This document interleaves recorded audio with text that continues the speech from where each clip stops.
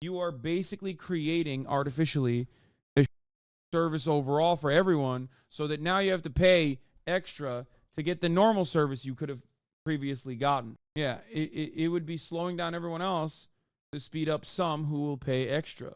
And here it is. I mean, it's obvious that this structure is not great.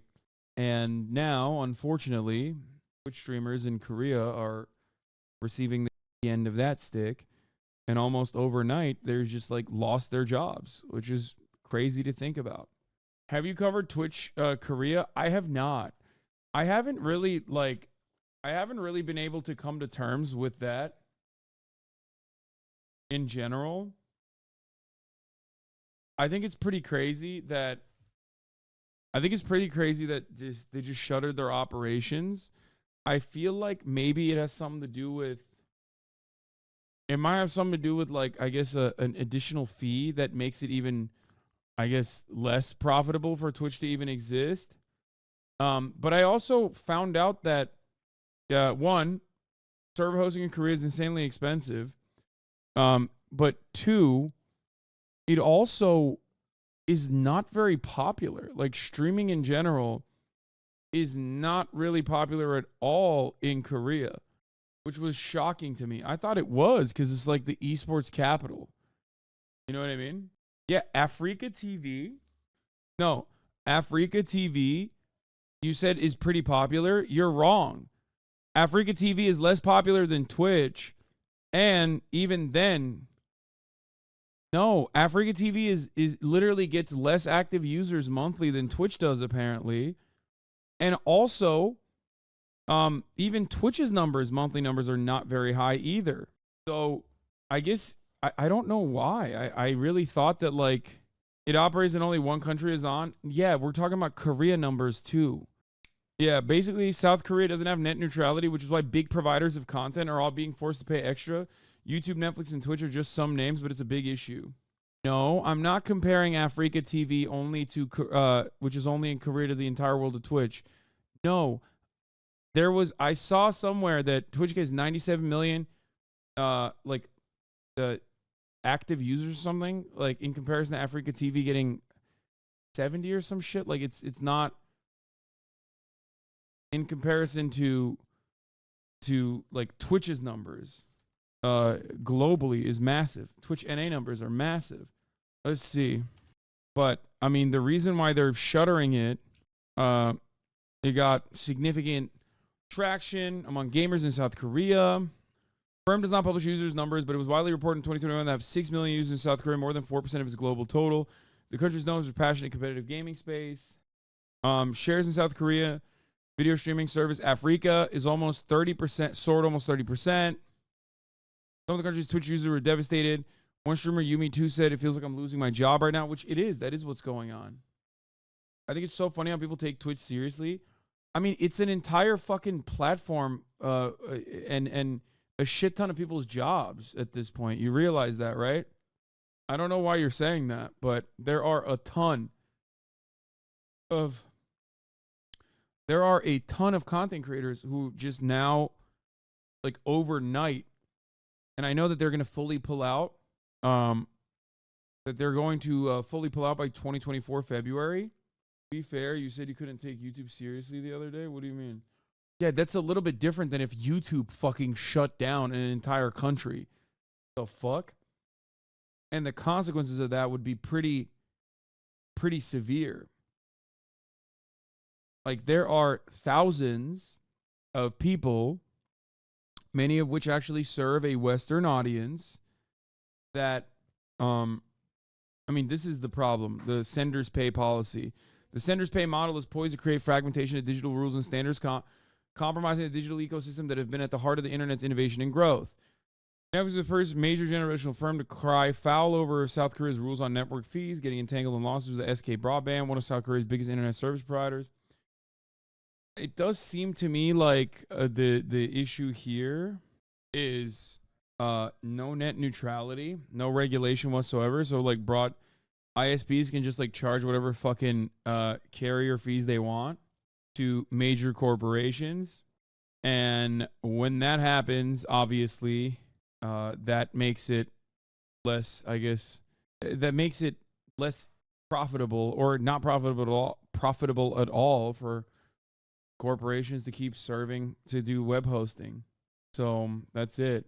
So why are they giving preference to other platforms or something? No, they're just like fucking shellacking them with fees to a degree where even mega corporations decide not to operate in the country. They want more money. They want money from streamers. That's what the Korean ISP wants. I mean, this was literally a big part of the reason why major companies were actually fighting tooth and nail against the evisceration of net neutrality. ISPs wanted to destroy net neutrality. They wanted to have their own like pay as you go or their own like faster service tunnels, I guess. Which, by the way, is not even a real thing. They were just going to charge more for the same service for the most part and give different tiers where they, I guess, shut off the faucet. And obviously, yeah, like lanes, basically, like tiered lanes that you have to pay for. And obviously, that was a very stupid idea. And for that reason, Google, Amazon, Netflix, and all the big players online got together and fought back. It was corporate on corporate lobbying violence, I guess. Corporations went up against even larger telecommunications giants, and they were able to technically, I guess, win the hearts and minds of the public a little bit. But South Korea, being the hyper-capitalist dystopia that it is, seemingly did not have such considerations. Similar to the issue with how you can't use Google Maps for directions in South Korea, you have to use a domestic maps app. That's not exactly true. They could actually provide higher speed lanes by putting priority levels for different types of data streams. Yeah, I don't think that's a good idea. Especially because in practice, that's never how they do it. It's like, I wouldn't say it's manufactured. What is it? It's like artificially created nuisances is what they would make. It's like TSA. Okay? Instead of actually creating fast track lanes, the TSA, what do? They create bottlenecks artificially so that you pay extra money to not have to deal with the I mean, it's kind of like planned obsolescence, but it's not actually obsolescence, but it's similar to that in the sense that you are basically creating artificially a shittier service overall for everyone so that now you have to pay extra to get the normal service you could have previously gotten. Yeah, it would be slowing down everyone else to speed up some who will pay extra. And here it is. I mean, it's obvious that this structure is not great. And now, unfortunately, Twitch streamers in Korea are receiving the shitty end of that stick. And almost overnight, they're just like lost their jobs, which is crazy to think about. Obviously, there are, I believe, alternatives that they can work on, whether it be, I think they have, what do they have? They have they have Africa, but I don't know how long that will last. Or they have, I guess, Kick, which ironically also works under the same structure. It's still AWS, so I don't know how long. Or I don't know if Kick would be down to continue working there. I guess they have YouTube. Koreans aren't going to Kick Lamau. These aren't even for Korean-facing Korean streamers for the most part. I think these are English-speaking audience serving Korean streamers. Now, there's also another thing. There's also another thing that can save you. You can still technically stream to Twitch from Korea. Like if I go to Korea tomorrow, I can still do a Twitch stream, right? I just have to go to American servers. I have to connect to American servers. However, the monetization side is cooked if you are a Korean living in South Korea and streaming from South Korea. You can still technically stream to an English-speaking audience, but there's no payout. There's no structure. There's no way to just like get subscriptions and then have those subscriptions get filtered through and then pay you. And like before people say like just move, lol. It's not that easy to do that. You can't just like move your entire life. It just feels like I lost my job. My career, everything what I made it, like partner streamer, just everything will be gone.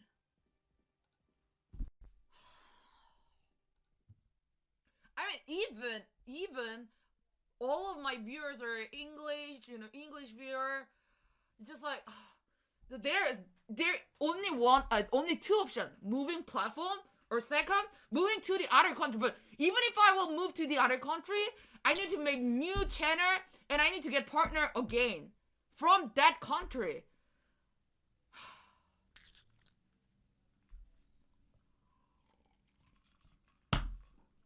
I'm gonna show the email. I actually couldn't make the Twitch I lost my job. Probably I need to move to YouTube. And I'm not sure how many viewers are following me. They are like literally Twitch chat. Originally really Twitch chat, they're not used to, YouTube thing. Can they use a VPN? Guys, you don't understand. If they wanted to, they could still fucking stream on Twitch from Korea, okay? The problem isn't that. They just can't get paid. There's no infrastructure to get paid. CEO said he hasn't decided whether if Korean viewers are able to watch streams or not. Wait, really? Things. Many people. Why can't they do payouts? Just get dollars from America? No, I'm just confused. There is no Twitch Korea. If there's no Twitch Korea, like, if there's no infrastructure for it, then how are you gonna get paid? There's no ads. There's no one selling ads. There's no service. There's no revenue stream. There's no one managing the fucking there's no management of the monetization at all. Nothing. No support.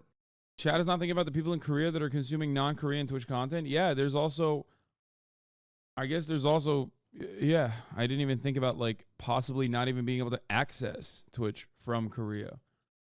Told me I'll follow you, but then, to be honest, Would you not open an American bank account and stream on US Twitch to get the payout? I don't know how that works. I also don't understand why they would just like shut that off entirely, because there is still, if I'm not mistaken, first of all, you can't open a bank account if you're not an American citizen. You can't just like open an American bank account like that randomly and then have that money funnel into that bank account. I think there's definitely laws against that. But also, I wonder if Korean protectionism was forcing them to operate on expensive subsidiary tax codes and stuff. No, they said it. I thought they said, I thought they openly stated that it was the additional fees. Like the fees that you have to pay. No net neutrality in Korea. ISPs are ridiculous. And they charge like insane fees for live web hosting. Dan said your partner account stays Korean no matter where you move. You need an actual social number in the US to open a bank. You were all talking about NA servers, but wouldn't it make more sense to use Japanese servers? Because it's against Korean streaming regulations, using a VPN or OBS outside of Korea is likely illegal, so Twitch just cut off monetization completely. Twitch, once popular among South Korean gamers, will shut its business there. In February, streamers in South Korea would no longer be able to make money through Twitch.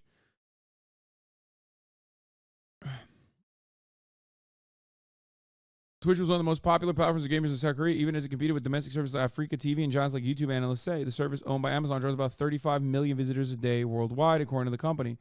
Twitch was once in the driver's seat among South Korean pro gamers for a while, said Ha Jae Pil, a professor of esports at Kookjae University in South Korea. There's a professor of esports?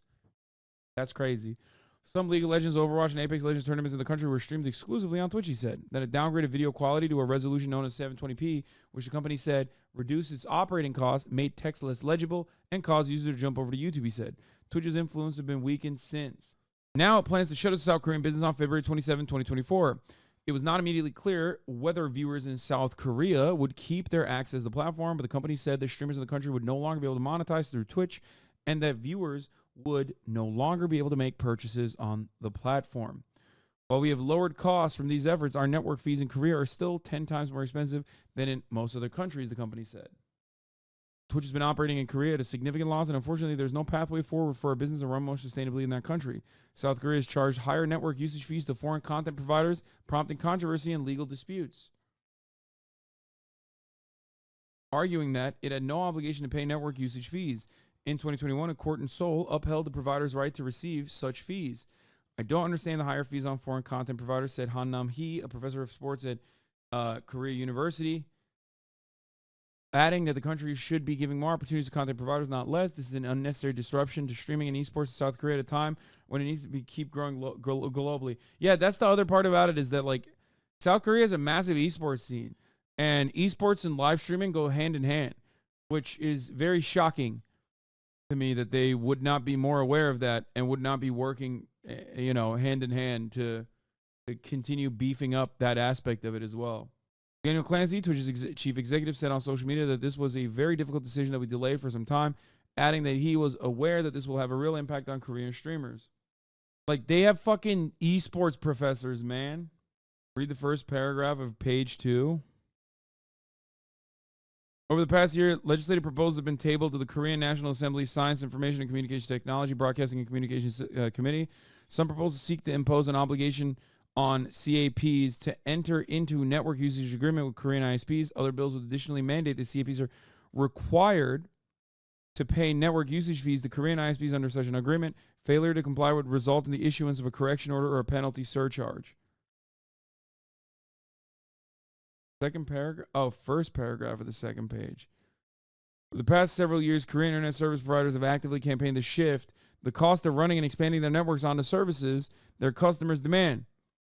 As these content and application services grow in popularity, they generate increasing data flows, often from U.S. suppliers. In response, Korean ISPs have sought government action to mandate imposing so-called network usage fees on designated global caps, in parallel to what they also argue seeking to impose on Korean caps. In 2020, the Korean Telecommunications Business Act was amended to require designated caps to ensure a vaguely defined goal of stability of service in delivering content to Korean end users, but did not mandate the payment of network usage fees. Signs of struggle with Twitch have emerged gradually over the past year. After lowering the video resolution, which in February began blocking South Korean streamers from posting VOD footage, an archive of previously streamed content. Other than YouTube, Twitch has been the most widely used streaming service among South Korean gamers this year. Yeah. See, it's more popular than fucking Africa TV, which is like the domestic live streaming service. Twitch attracts about 300,000 South Korean viewers daily, about half of whom are men in their 20s.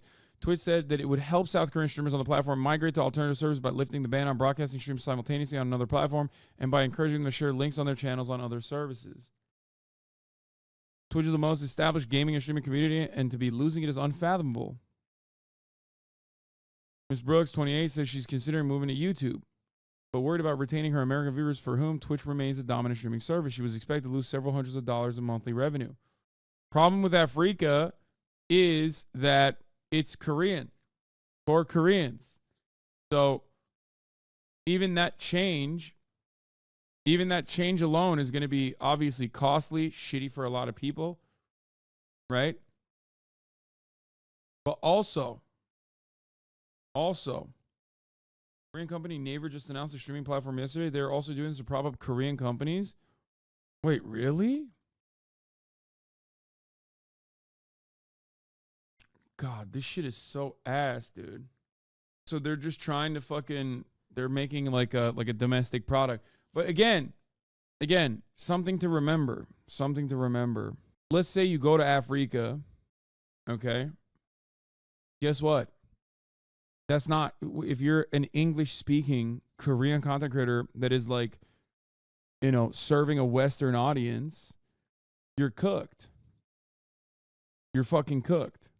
You're completely cooked. Because Americans are not on Africa. So you have to go to YouTube.